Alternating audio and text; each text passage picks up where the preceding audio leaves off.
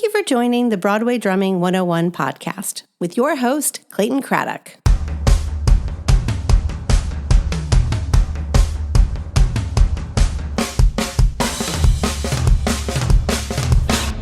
Welcome to the Broadway Drumming 101 podcast. My name is Clayton Craddock, and this is your one-stop shop for everything you'll need to know about playing drums for Broadway musicals. This is part 2 of my conversation with Damien Bassman. We're going to get right into the conversation right now. Tell me about If Then. Yeah, I mean, I think that show also got was a victim of its excellence in a way. It was Tom and Brian and Michael, who had just done, had just done Next to Normal was their last show, a gigantic hit. It was the first time that Adina and Anthony had been together since Rent.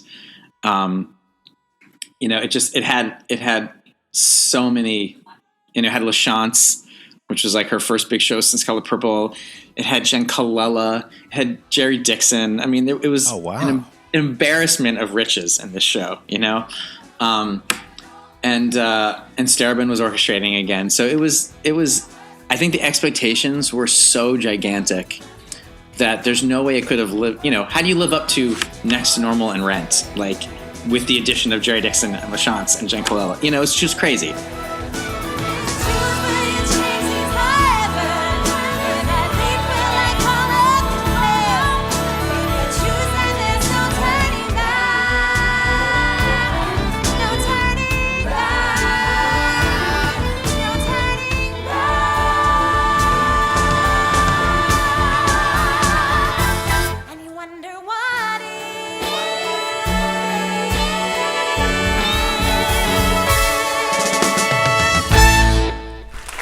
For me, it was such a different experience because it was the first time I had done a show with Tom where I hadn't been in the room. So the first time I got to see the show, we were was rehearsals for when rehearsals started in Out of Town in DC.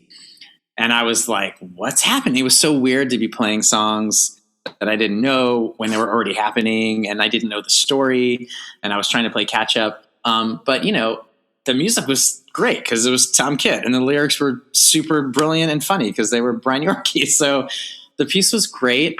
I think the trouble with that show was just that they didn't figure out exactly how to tell the story. And also not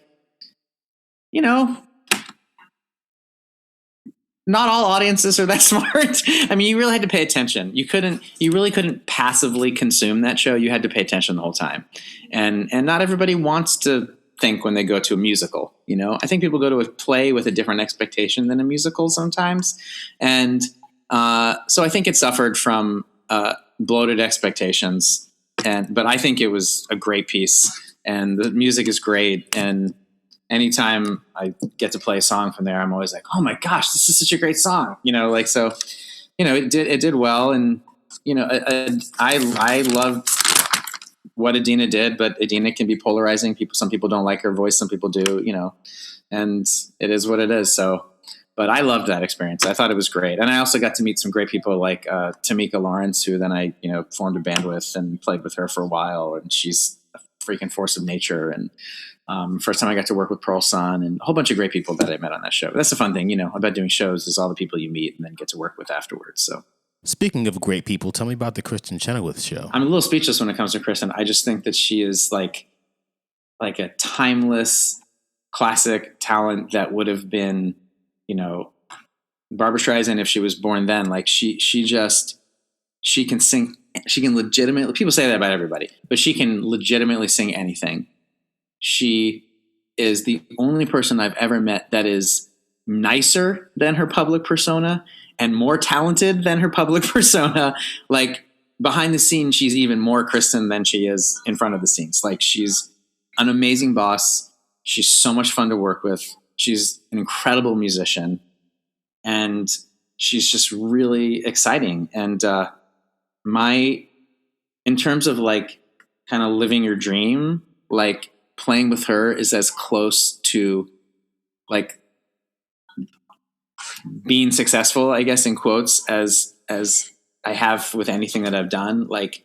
when I was in Pittsburgh and I was studying with Tim, Tony Bennett came through and they were playing with the orchestra, and he brought, his own trio with him. He brought piano, bass, and drums, like you've done, like plenty of times. And so like Clayton Cameron was playing drums, and, after, Tim was, I heard about it and I was like, oh my gosh, Clayton's playing with you guys this week. And he goes, yeah, you want to come to rehearsal? And I was like, of course. And so, Tim is awesome. He like brought me to rehearsal, and I got to sit and watch Clayton warm up and do the rehearsal with the orchestra. And he goes, you want to get lunch with him? And I was like, you can't just talk to someone like Clayton Cameron, how it is when you're on the other side, you don't think about that, right? And like, you can't just do that. And he's just a musician like anyone else. He's in a town where he probably doesn't know anybody. He probably doesn't have anything to do. And so I was like with Tim, and we walked up, and he's like, this is my student Damien, and I get to meet him. And he's like, do you want to have lunch? And he was like, sure. So we like went and had lunch, and then we're having lunch, and then he's like telling us about this new book he's working on. This is before his Brushes book came out. And he's like, do you want to check it out? He's like, I'd love to see what you guys think about some of the notation I'm using. And like, we went back to his hotel room, and like, he showed us the stuff on like one of those, those Ed Fig pen brush pads. And he like had like, like the handwritten stuff on the pictures, and he was flipping the pages. And I was like, just sitting there, like, just like a little kid, like watching a movie of himself, being like, this is the life, man. You play with this person, and you go and you play with orchestras, and you're in different towns every day. And I was like, this is my dream. And that's what I get to do with Kristen. Like on Friday night, we're flying to Utah, and we're playing with the Utah Symphony, and we have rehearsal in the morning with the orchestra, and then we have the concert in the evening, and then I'll fly back on Sunday. But those gigs with Kristen are everything, because it's like, I'm not playing in orchestras anymore. I'm not a timpanist, but I still get to play with orchestras all the time. And I get to do it from my place of confidence and comfort. And, when you're a timpanist, you're driving the orchestra. You're the drummer of the orchestra. But when you're actually the drummer in the orchestra, you're really the drummer in the orchestra. And so, like, we played with the freaking Chicago Symphony and the Philadelphia Orchestra. And, like, and I'm in the front playing this amazing rep with the best singer in the world, and getting to play with these orchestras that I always dreamt of playing with. And for me, it's the absolute, I get so emotional talking about it, but like every single time I pinch myself and say, how lucky I am, because it's so great. And I'm using my technique and my chops to play cleanly and with dynamics, but I'm also thinking like a drummer, and I'm driving a full orchestra and a string section. And every time, without fail, our amazing production manager, Matt, he sets things up in the morning. So I get there for the orchestra rehearsal, and the string players are coming in, and I'm sitting in between, in front of / in between, depending upon the size of the orchestra, the cellos and the violas. And so immediately you just get all these looks and people putting in earplugs while they stare at you and all this stuff, you know what I mean? The usual thing. And then by the first orchestra break, everyone's taking the earplugs out, and everyone's smiling, and everyone's coming over and being like, you're such a dynamic drummer. It's so great. We're really listening to you, all this stuff. And it's fun. Like, I don't resent having to prove myself over and over again. I think it's fun because I love to buck the stereotype. But like, that gig with Kristen is the best thing I get to do, because we get to, it's either playing with an orchestra, which is, for me, those gigs are my favorite. And a very close second is when we travel with the 5-piece band, which is Mary Mitchell, and then Brian Ham on bass, Eric Davis on guitar, and Justin Smith on violin. Brian Ham. Yeah. I haven't seen him since Rent. I think we subbed Rent together years ago. Great player, man. Great player and great guys. And like, it's just like, it's the dream, like you're just going around, and the music making is at just the highest level. And you can't not be at your highest game, because it's Kristen, and she sounds perfect every time, and she's so loose. You would never know it, but like, she's so loose in terms of like, she'll just be like, I don't want to sing that tonight. Let's just do this. And some places she's like, what about this song? A song we've never done. And we'll just throw it together, sound check, and if she's in the mood to sing, or if her voice is bothering, well, you would never know when her voice is bothering her by listening. But if her voice is bothering her, for her, she'll pick all different songs to sing than what we normally do. And you just got to be ready to do it. And everyone's in it together and you're always listening. And she never does anything the same way twice. So like every breath, every pullback, you have to be listening and present. And there's nothing more fun than that challenge of like, having, it because you do the same thing of having to listen and be present. And so that of all my gigs I do is far and away my favorite. I'm just so fortunate to get to play with her. So, one of my favorite gigs I've done over the past 5 or 6 years was subbing for you at Spongebob Squarepants. My God, that show was so much fun. Greetings, Squidward. Hello, Bikini Bottom.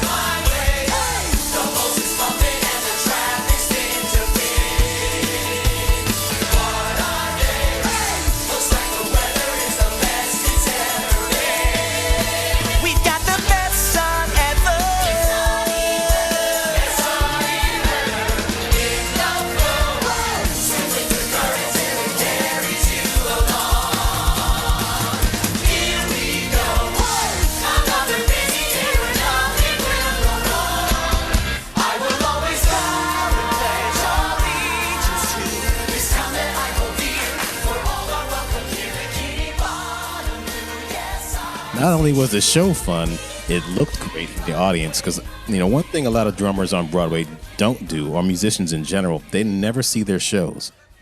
Why? Because they don't want to know what's going on outside in the audience. They're like, I'm playing all this stuff and I can't hear it. And you go, oh man, I don't want to do this anymore. But fortunately for us, we can hear everything that we do because we're the drummers.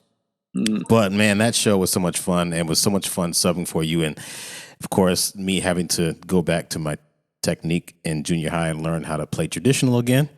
You could have flattened the drum out, man. You could have flattened the drum out. No way. I wasn't going to know. That thing was like 90-degree angle. I was not. Tell me how you got involved in that show. Oh, man. That was another show that I got real lucky with. So I had pretty much worked on every show Tom had ever done. The other one he had done was the cheerleading show, Bring It On.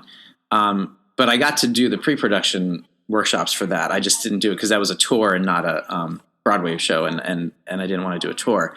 So I'd worked on everything Tom had ever done, and then he was brought in.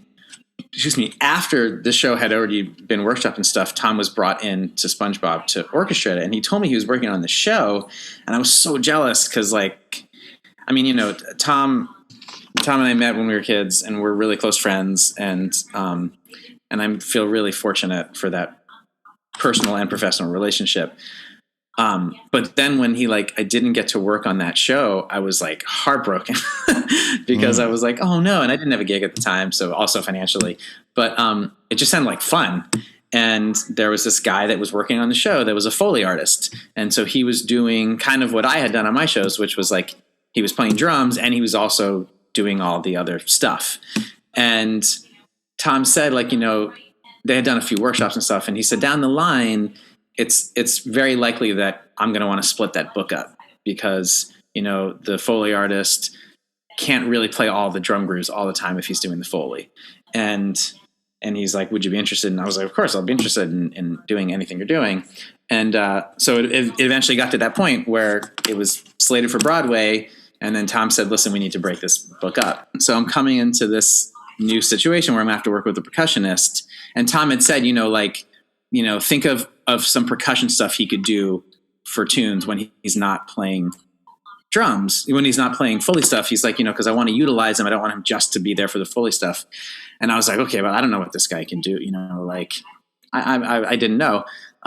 We met in the very first rehearsal. It was just instant chemistry. And Mike Dobson is such an amazing percussionist. And he was so brilliant at all the Foley stuff he did. I mean, you got to play with him. His pocket is fantastic. He's so much, because he thinks like a drummer. So when he's playing percussion, he's putting it where you would put it, and anyway, so Tom brought me in and this was If Then, my first time getting to do anything with it, was at the first rehearsal in Chicago. And it was a really weird situation where the drums, because the Foley artist had to be on stage because he had to see the action because he had to catch everything live. So he was where maybe the drums might have gone, but he was visible on stage, and the pit was whatever size the pit was. And so I was in like a second sub basement in a room by myself in Chicago. And I had never seen the show. I had never heard the music. And so like we had like these, headphones, and we're talking to each other, me and Mike Dobson, and then the great music director, Julie McBride was music directing, and Marco Piguet was playing keys. And so the four of us were just talking. And so like I'd be about to start the first song, and I'd be like, all right, Mike, so what's the feel on this tune, And then he would tell me, and Marco would play a little bit of the groove on piano with it muted in the house, and then we'd like start the first tune. And Tom, had written out drum charts, but it was a situation where he's like, I wrote out kind of like the parts that were on the demos that were given. He basically transcribed the demos that he got, which were mostly programmed drums. And he's like, so when you hear it, you'll know what to do with it, kind of a thing. But I didn't get to hear it till we were like in rehearsals on stage, like in tech rehearsals. It was really crazy. So it was a different kind of challenge. And, Mike Dobson like talked me through the vibes, and then like, he'd be like, this is what I did, but you might want to do some blah, blah, blah. And then like in between, I would like run out of my sub basement up one level to where Tom was like orchestrating. And I'd be like, can you play me the demo for this section? And then he'd play it, and then I run back down, So it was really fun, but it's itself a different way of putting the show together. But, I had Tom, and I had the demos, and I had Dobson to guide me. And Dobson was just so great. All the Foley stuff he did was so, so cool. And that music was so much fun. Oh my God. Almost every song was so much fun to play. And yep. Good times. Yeah, man, you killed that show. Everybody loved when they'd be like, you're out, who's coming in? And oh, awesome. Oh man. I mean, they liked everybody. I shouldn't say it like that, but everyone obviously loved playing with you. So, well, I appreciate the opportunity, and it was I still just think back to those songs and that era, and thank you for having me. But oh man, I loved your playing. I saw you play Memphis, and I remember playing with you at Color Purple, and that was like so great. But then getting to just sit back and watch you play at Memphis and just listen. That's why I said like, I feel like you got this bounce that is just so joyful. And I was like, oh, I remember when I asked you, I was like, don't play it too much better than me, because I want them to still want me to come back. I remember you saying that too. That's funny. No, I can't play that show better than you. But the show that you were doing recently, and you're going back to, Jagged Little Pill.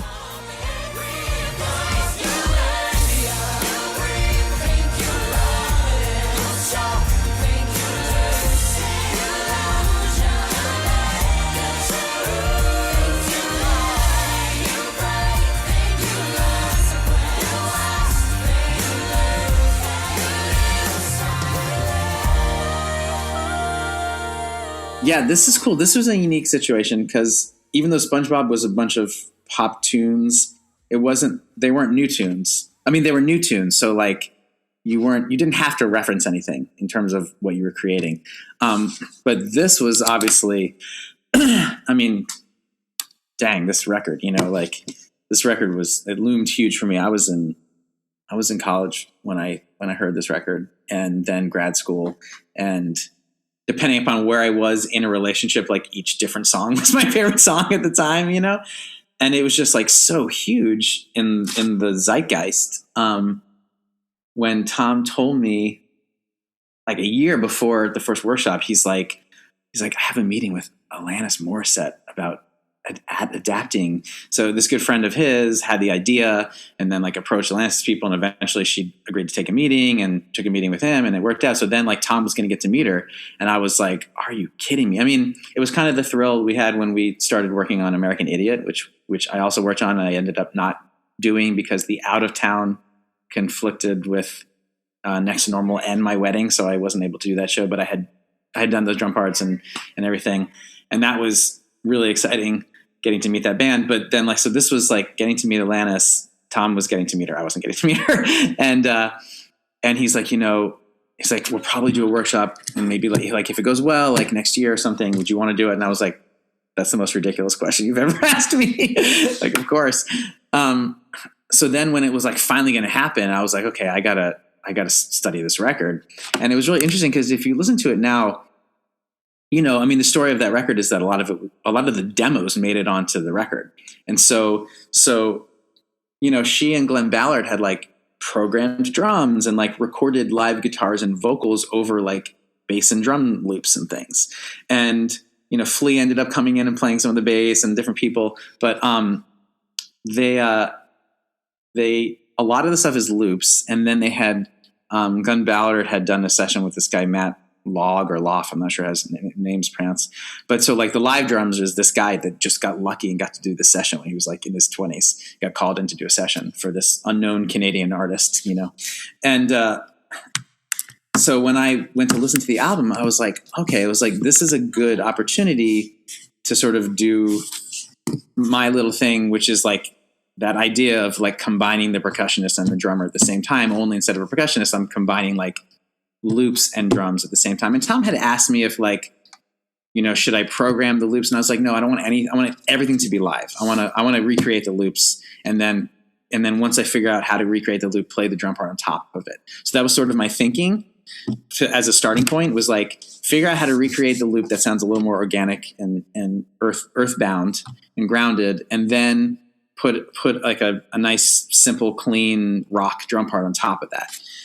So that was my starting point. So I knew I had to have my djembe and I knew I had to have my drums. And once again, Tom just let me do my thing. And if there was something that he wanted specifically, it was usually more along the lines of like, can you not go to the cymbal yet? Or, can you wait to drop the backbeat in until this part, cause he's also thinking about the story they're trying to tell, which is, different than just the song on her record. So it was absolutely thrilling, getting to try to honor the original record. And then the other thing that I did was I went and watched as many videos as I could of the way she did the tunes live, which was then different because, the way that like Taylor Hawkins played them was different than the record, which is really different than the way that Gary Novak played them. And then, Matt Chamberlain also did some of her stuff. She's had the most amazing drummers. And so I just sort of like watched the way everyone approached them and thought about the record and then thought about like, how is this context different? Like what are Brooke, the book writer, what are Brooke and Tom trying to tell in the story here? And what's too much, what gets in the way of the storytelling, what supports it in the right way? And how can I maybe even in this context, like kick it up a notch from where the record was? Because that's the thing about the record is like, they're great, but because a lot of them are loops, they kind of all stay here. And so in this show, you want it to have some sort of an arc, so that was my approach was how can I put the loops and a drum part together, infuse it with some of how she does it live, and then tell the story that we're telling. So it was really awesome. And then there's like the one iconic drum fill in You Ought to Know that Tom wouldn't let me play on the record, that I play live in the show. Tom wanted this like bump bump bump bump bump bump bump instead of the clack clack clack. Tom wanted this pump, and Tom is always the boss. So I did that for the record. But then in the show, I was like, if I don't play this dude, I'll have every drummer in the world saying, what's wrong? And he let me play in the show, thankfully. So it's really fun. So for those people who want to become musicians in the Broadway pit, especially drummers that are listening to this and watching this, what's some advice that you would like to give them? Like what's the most important thing that someone should know about being a successful drummer on a Broadway show? I think what served me the most was that I genuinely listened to all different types of music, not different shows, but different types of music. Because I think that you can make I don't want to say a mistake, but it's like you're just skimming the surface if like you're going to play a show that has Latin influence, let's say, and you just learn the Latin drum parts to that show. Like, like what Andres does in the Heights he's not playing a show. He knows how to play all those types of music. And then he put those feels and those ideas into the square box that is Broadway, but he didn't like learn to play Latin Broadway parts, and so, like for me, Rent is a great show steeped in 80s pop, but it's not 80s rock.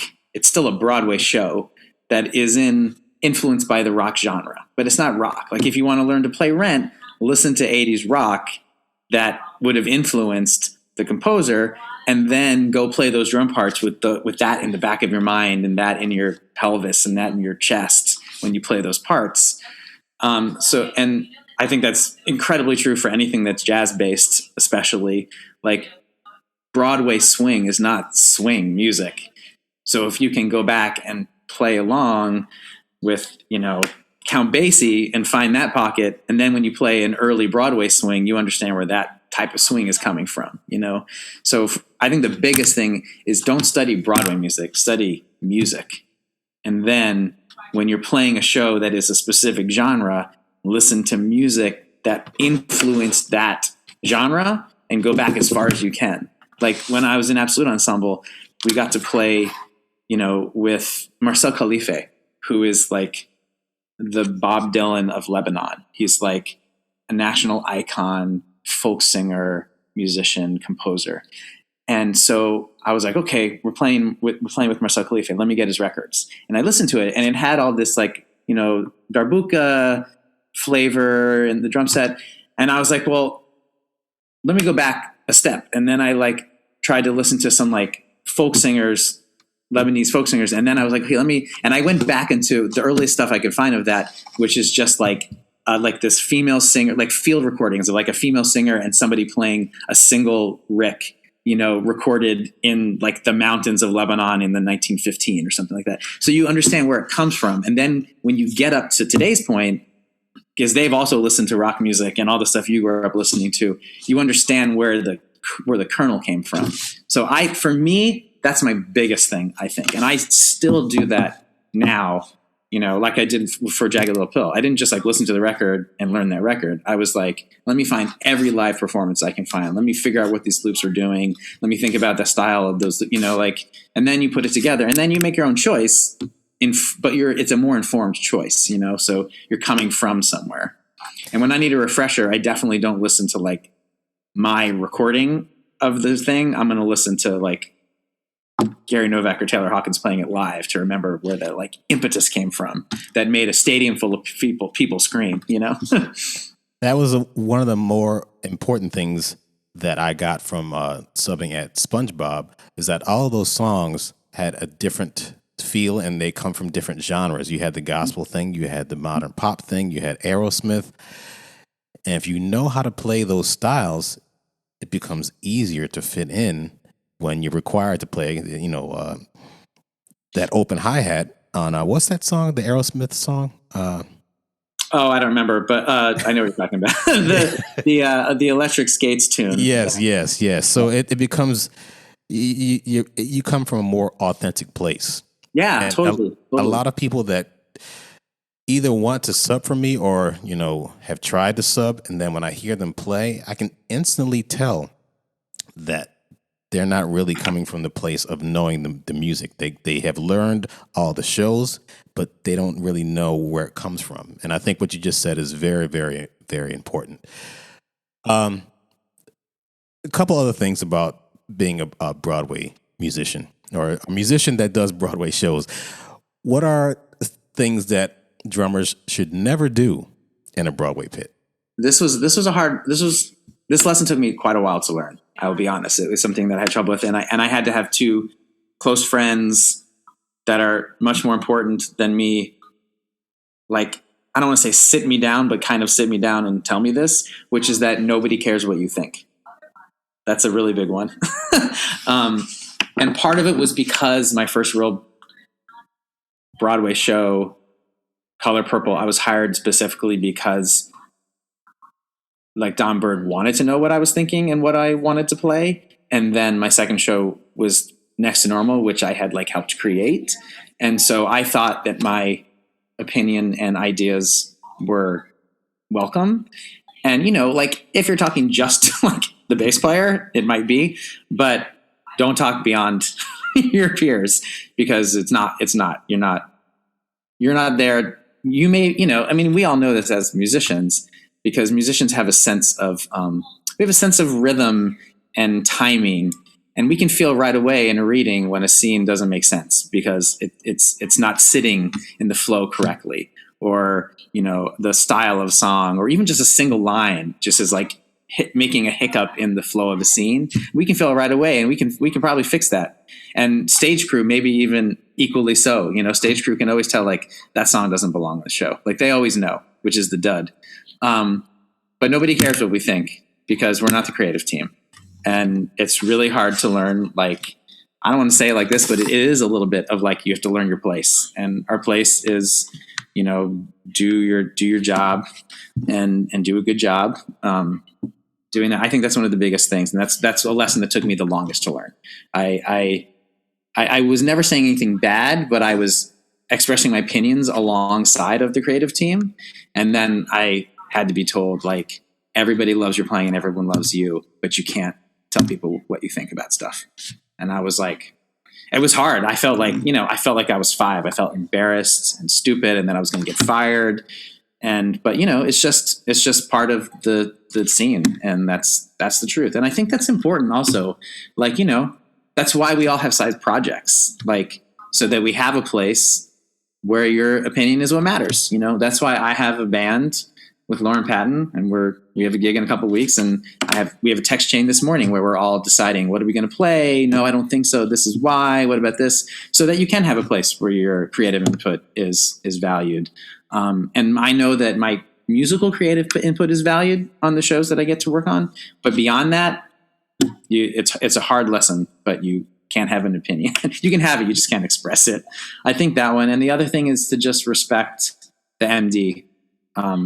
Even if you don't agree with them, to respect them and do what is asked. And if you don't want to, then take yourself out of the situation and go to another show or do something else.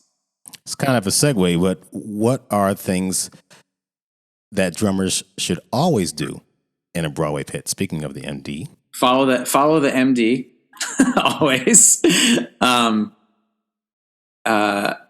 Be super. I mean, if you're subbing, just be more prepared than you ever think you possibly need to be. You should be. I mean, I remember my first show that I subbed on Broadway was Aida, and that's still probably to this day my favorite show I've ever played. Gary Seligson just wrote the coolest frickin' book for that show and played the piss out of it. And that pit was so awesome. But I remember playing my first show and the music director coming down afterwards and being like, can you just tell me how you prepared for this? Because it just seemed like you knew the show. And I was like, just practice it every day for 2 weeks. Like it just seemed like such an obvious answer, but it was like, I had 2 weeks to learn the show. It was a situation where some of his subs got fired, and I had watched the show like 2 years earlier, and he was like, do you still want to learn this book? And I was like, sure. And I had 2 weeks to learn it. So I just practiced every day, and that's what I practiced. And I came in and learned it. So I was just like, being hyper prepared is a big thing. And I think this goes along with what I was saying about like, when you asked about how do you not have it be a job, but like, just always remember that like, for at least one person, but probably several hundred, this is the first Broadway show they've ever seen.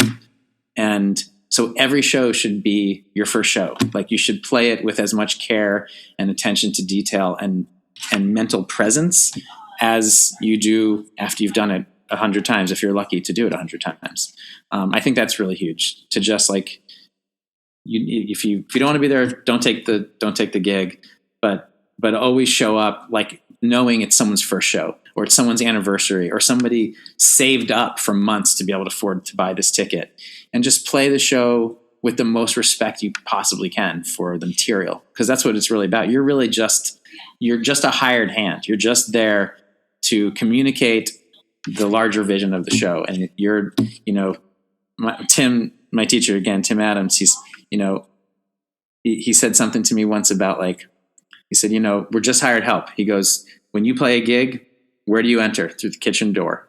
It's like, it doesn't matter that you're up on the stage, but you enter through that kitchen door, you're hired help. He's like, even for me, he's like, I'm up here on stage, but I have to wear this tuxedo because I'm hired help. And this is what the patrons that pay the bulk of our salaries want to see us wear, is this tuxedo. So I'm hired help. No matter what you are, you're hired help. And I think that just keeps me humble. Like I never, ever, not that I would ever possibly think I'm great, but that, I think that always helps. Anytime that I'm like, oh, this gig is beneath me, or playing the show again, or whatever. It's like somebody's first show. If there's 5 people in the crowd, man, they wanted to be there, and you play that show for them. So just like to treat every gig as to be thankful for it.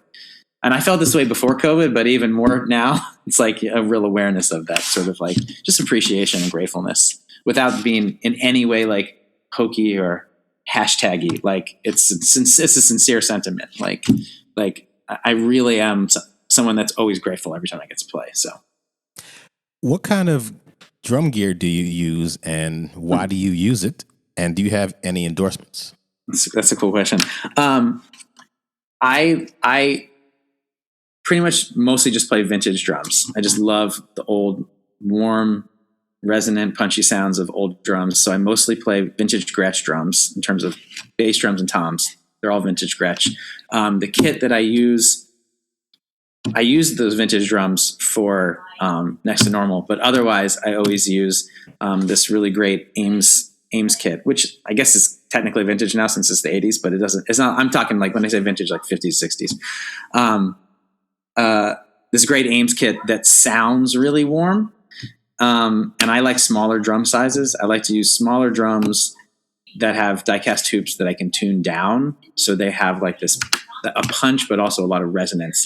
So that way you don't have to hit them hard. And I'm sure that it comes from my 8 years practicing timpani every day, but it's just about getting the most tone that I can out of the drum without having to hit hard. I think you can weigh in on this, but one of the most common comments I get every time a sub watches my book to learn is like, wow, you really don't hit very hard. Like you don't play very loudly, but it sounds like I am because I'm getting a big sound. So I'm 100% about tone and sound. So I want my drums to sound good. So I play vintage Gretsch drums or these Ames. My rider for all my gigs are Yamaha Absolute Custom Maple Custom Absolute. They're my absolute favorite non-vintage drum. That's I feel like what I'm using at Ain't Too Proud. My God, those are beautiful drums. Right. No matter where I am, no matter what kit I get, I can always make them sound good in 5 minutes with just a little tweaking of the heads. They always sound good in 5 minutes. I would love more than anything to have a Yamaha endorsement. Not because I want another set of drums, but just so that whenever I go somewhere to make sure I get those drums. But I love those drums so much. Those are my favorite non-vintage drums. And then my snares are all, I'm a vintage snare geek, and I just have way too many drums back like from like a 1920s leady, to all different flavored chrome brass. I mostly like Snarland and Ludwig's, but I have a few Gretsch and Leadys thrown in there. So yeah. That snare drum at SpongeBob was a Noble and Cooley, right? That was a Noble and Cooley. Beautiful. Yeah, that was my my high school graduation present that I got. Yeah, I got that drum. That's a gorgeous, versatile drum. I use that a lot. And then I play. I probably technically still do have a percussion endorsement through Toka. I just haven't wanted or needed any new percussion gear in so long, but I got all my stuff through Toka a lot of years ago when I was playing in Barry Manilow's band and I was his percussionist for a little while. I got that endorsement, and their stuff is great. I love it. When I use congas in my setups, I use my Toka congas always.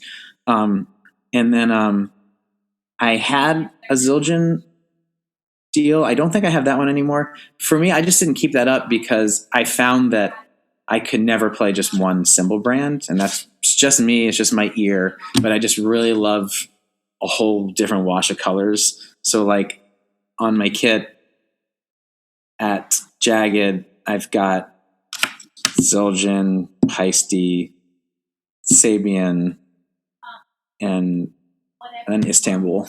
So I've got lots of different things. I just like different colors, so I mix and match until it sounds like the palette that I want. That's great. I never even thought about using multiple companies. Yeah. I just find like, like for me, nobody does a ride better than Zildjian. Like all my old rides just sound so great. And even the newer K's and Constantinople's like sound great. But then for a splash, like Sabian and Istanbul splashes they have so much character. So like I go with those for splashes.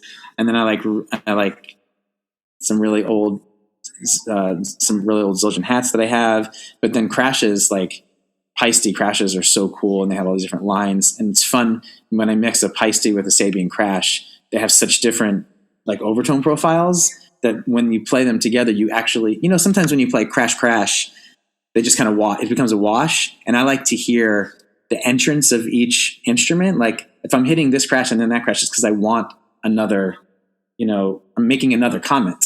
I don't just want wash. So I like to be able to mix and match them so that you hear each voice.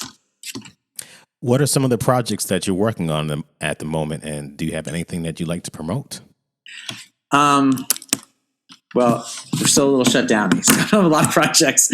But the thing that I'm doing right now, like the thing that's like my project, is Lauren Patton Band, and that's with Eric Davis on guitar and Mark Schmid on bass and Lauren Patton singing. Lauren is the incredible singer and actress that does You Ought to Know at Jagged Little Pill. And if you haven't seen that, she gets a literal standing ovation in the middle of Act 2 every single night. I've never had ever experienced a standing ovation during a show before, but she gets one every single show. It's astonishing. So she has a crazy voice and is an amazing actress. And so we're doing that, and we're playing. Oh, actually, I don't know if this will come out before then, but we're playing at Rockwood on July 19th and 20th. And if it doesn't come out before then, check your local listings. We'll be playing again sometime. But that's a really, really great, really fun band. And what else? I was doing a few workshops before COVID, and hopefully they'll come back. But never to talk about a workshop, because, as my friend Randy Landau says, like, I'll believe that gig. I don't believe a gig is happening until my first paycheck clears. One thing we were talking about in the email you sent, you said you asked what my favorite show to play was, but I have to say my favorite show that I would like to play that I've never got to play is Hedwig. When that show came back to Broadway, I was like, I want to play that show. How can I play that show? But they came back with the band all intact. But man, I remember hearing that score and being like, it's like if T-Rex and David Bowie wrote a musical together. Like, it's so cool. So that's my favorite show I've never got to play. I'll say that. What would be yours? What favorite show have you never got to play that you'd want to play? That's a good question.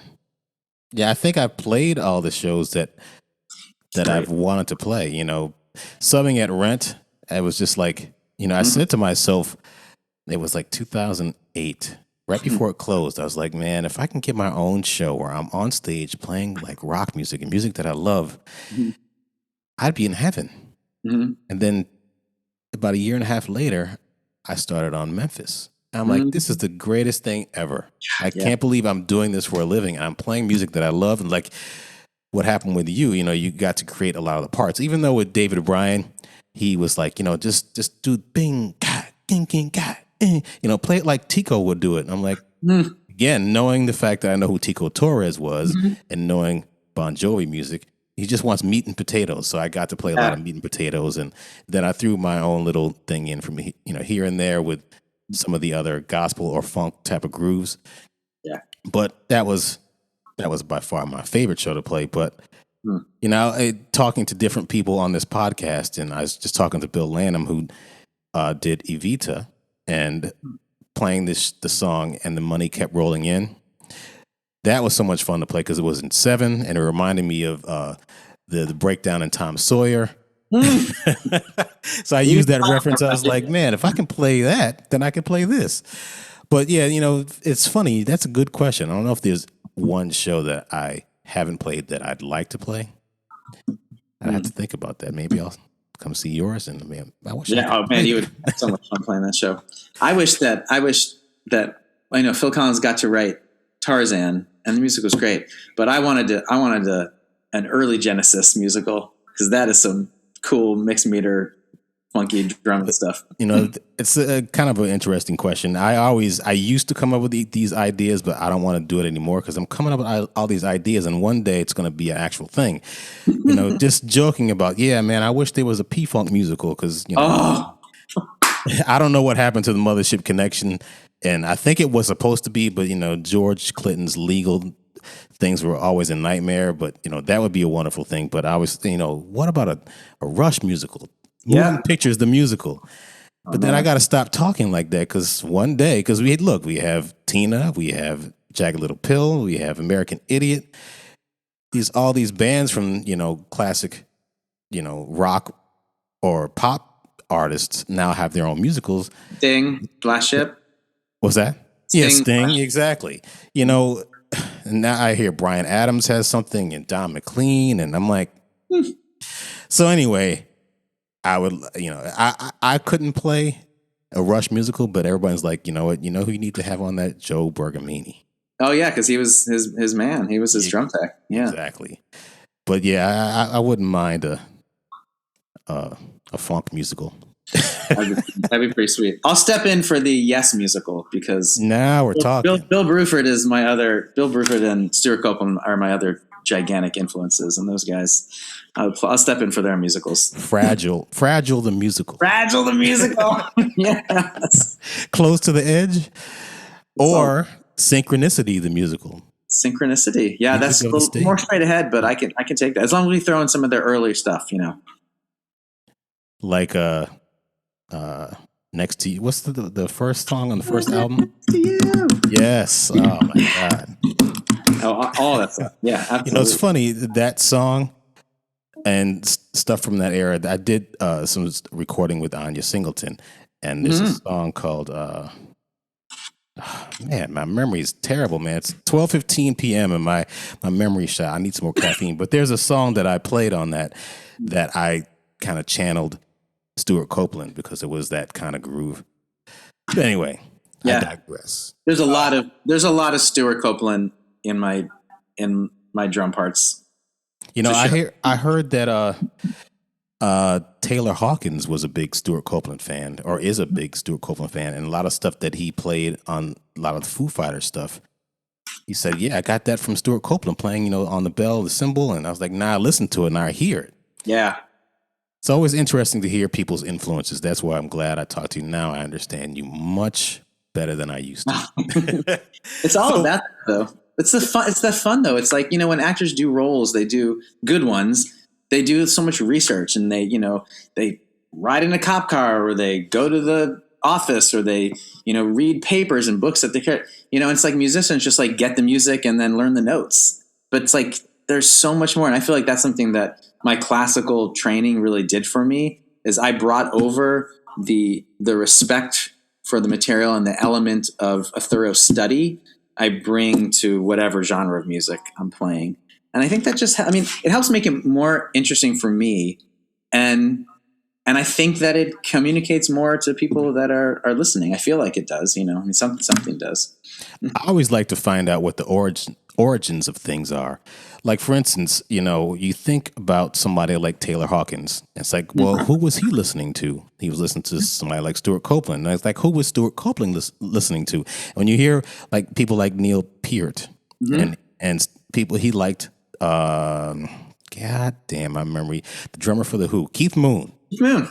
And, then you see where he got his sound. Makes all sense. And then who did Keith Moon and John Bonham like? They liked the jazz drummers. Yep. And then those drummers, who did they listen to? You can go back to Joe Jones, and you can go back to Kenny Clark. Then you go back, before Zooty that. You got Zooty back at the beginning. Yes. And so Dot. It's so interesting, and I think a lot of people would be better off doing some more homework and doing some more research, because everything just didn't start yesterday. That's right. And there's so much more to learn, and just these conversations I enjoy having because I get to learn more about people, and I get to learn. I spoke to somebody else a couple of days ago about classical percussion, and I didn't realize the timpanist is like the main person in the drums. It's not the drum section, percussion section of the orchestra, correct? Well, there's the Second orchestra has principal? there's percussion. There's a percussion section, and separate from that is the timpanist.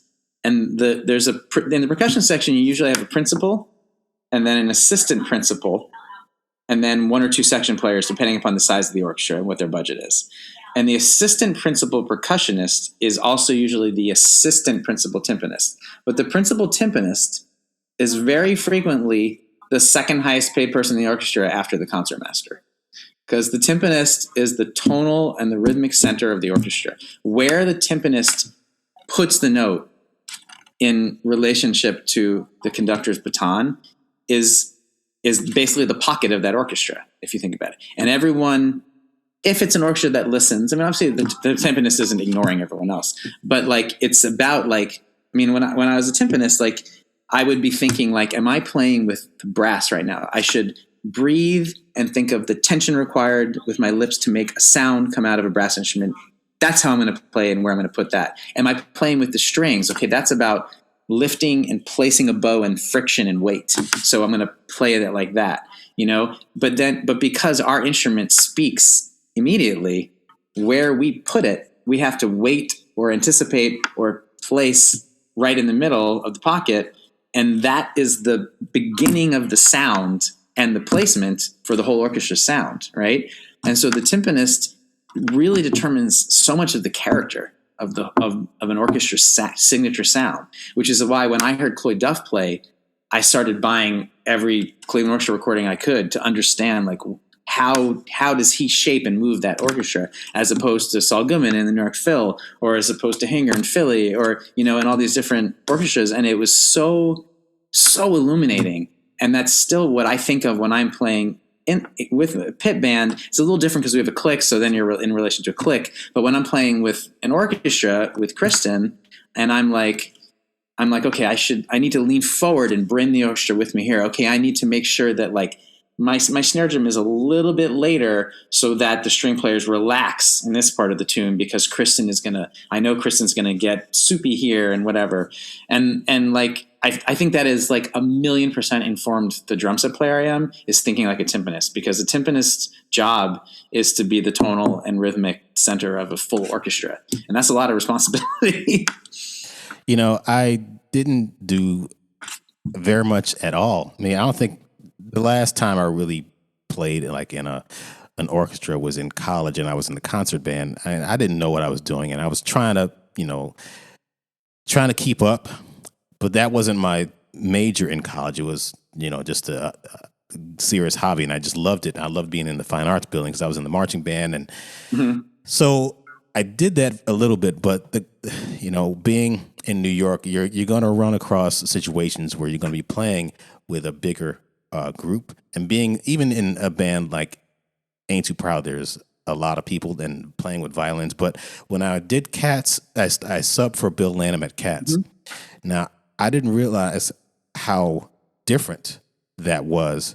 And the approach that Dave Roth had when it came to playing his percussion setup and even starting the show out. And it was it was a different feeling and different way of doing things. Like you said, for most pits who are playing with a click or playing with a music director that's going to set the tempo pretty rigidly. At Cats, they went with the downbeat like this, and like another half second later, that's where Dave would start. So I'd have to play along with him, and I was like, I had to feel where he was setting the introduction to the entire show, and then even certain other things where he'd play the timpani or play a triangle part, and I had to play along with him. I'd had to like feel it. It was more elastic than the things that I was working on. So it was a different vibe. So it's a whole other thing. And it's just interesting to learn. It's really interesting because it helps your ensemble playing so much when you think like that. And it also is really telling when you get a music director that has never done that.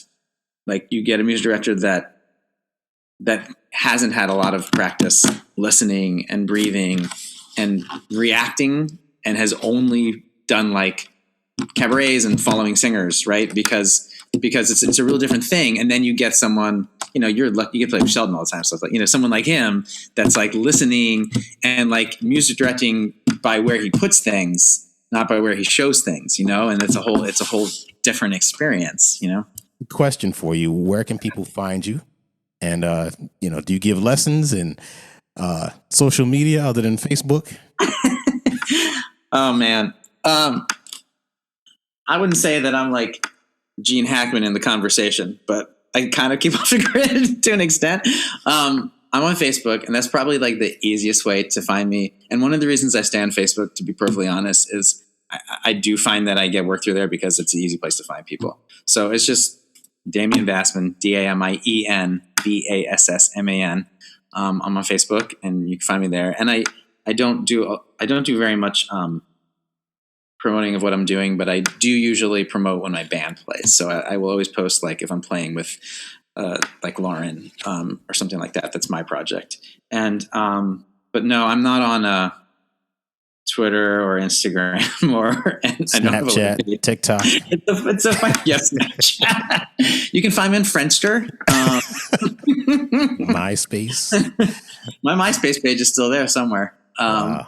Yeah, no, I and it's not anything against it. I just like, I just am. It's just one more thing that you have to look at all the time that takes me out of being present where I am, and I have enough pull from the phone with just texting and email that I don't. For me personally, I just don't need too many other options. But Facebook is a great way to get in touch with me and find out what I'm doing, and email, whatever.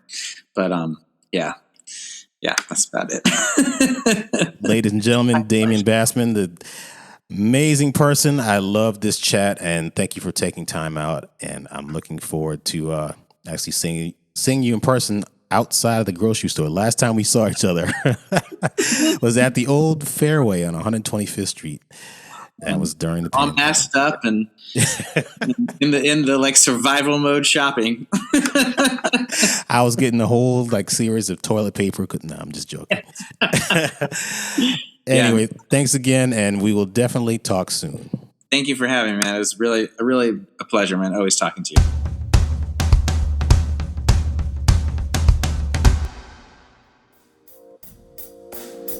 Thank you for joining the Broadway Drumming 101 podcast.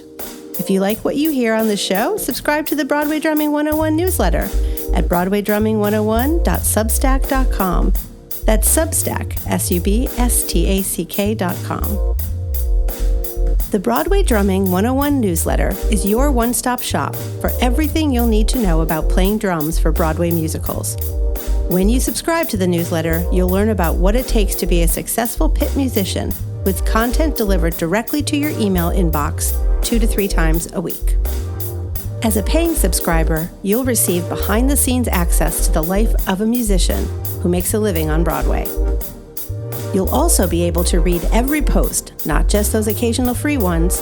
You'll get access to all newsletter issues in the archives and have an ability to participate in subscriber-only comments and events. If you become a founding member for a gift of only $75, you'll receive discounted private drum lessons and a 25% discount on future promotional products. If you'd like to make a direct contribution to the production of this show, you can reach us at Venmo at Clayton-Craddock, Cash App at Syncopated, that's CINCOPATED, or PayPal at Clayton Craddock. Any amount of support will be appreciated. Thank you for listening.